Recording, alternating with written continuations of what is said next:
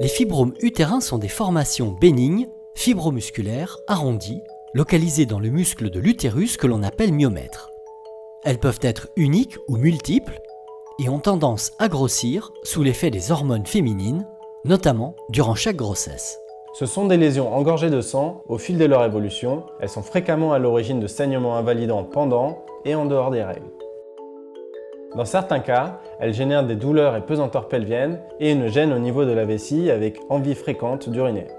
Les traitements médicamenteux ont un effet limité dans le temps. On a alors recours au traitement chirurgical ou à des techniques alternatives. L'embolisation de fibromes utérins est un traitement mini-invasif, efficace, des fibromes ou myomes utérins symptomatiques. L'embolisation des fibromes utérins est une intervention radiologique mini-invasive pratiquée sous anesthésie locale par le radiologue interventionnel. Elle vise à traiter les symptômes liés aux fibromes utérins et ne nécessite pas de retirer l'utérus. Elle fait partie des traitements de la spécialité de radiologie interventionnelle. L'embolisation de fibromes utérins se distingue des traitements chirurgicaux car agit uniquement par les vaisseaux. Elle consiste à occlure les artères vascularisant les fibromes à l'aide de microparticules calibrées non résorbables. Le principe est de priver leur apport en oxygène et de générer leur nécrose, la finalité étant de ramollir leur consistance et stopper les saignements. L'intervention consiste à introduire sans incision, sous contrôle échographique et après anesthésie locale, un cathéter dans l'artère radiale au niveau du poignet gauche afin de naviguer sous contrôle radiographique jusqu'au vaisseau de l'utérus.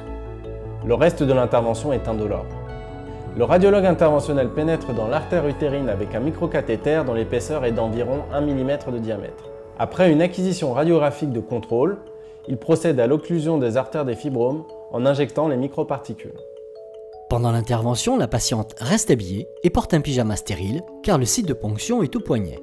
L'embolisation est effectuée de chaque côté, puis en fin d'intervention, le point de ponction radiale est refermé par un bracelet dédié qui effectue une compression temporaire.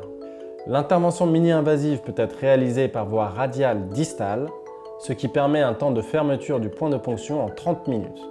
La voie d'abord radiale distale apporte un confort durant et après l'embolisation, avec notamment la possibilité de plier ou mobiliser les jambes et de se reposer dans n'importe quelle position dans son lit après l'intervention.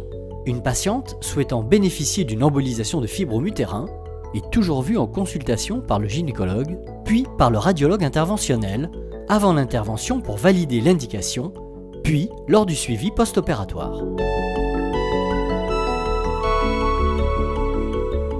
Les patientes pouvant bénéficier de l'embolisation sont les femmes porteuses de fibromes symptomatiques et désirant conserver leur utérus. Ce traitement constitue une alternative à la chirurgie de résection de l'utérus ou hystérectomie. L'embolisation est également une indication pour les femmes pour lesquelles la myomectomie n'est pas possible. Selon les cas, des traitements complémentaires sont décidés entre le radiologue et le chirurgien gynécologue, avec une résection endoscopique d'un myome se développant dans la cavité utérine, complétée par une embolisation, ce qui permet le maintien de l'utérus. L'embolisation peut aussi être proposée en complément à la chirurgie de myomectomie, permettant un risque hémorragique péropératoire moindre. L'embolisation de fibromes est aussi une alternative efficace pour les patientes dont l'anesthésie générale est à haut risque ou celles sous anticoagulants et à risque hémorragique en cas de chirurgie.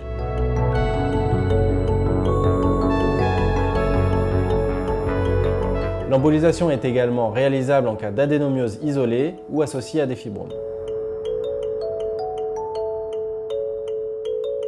Les données concernant les résultats ou effets de l'embolisation sur la fertilité sont encore faibles dans la littérature.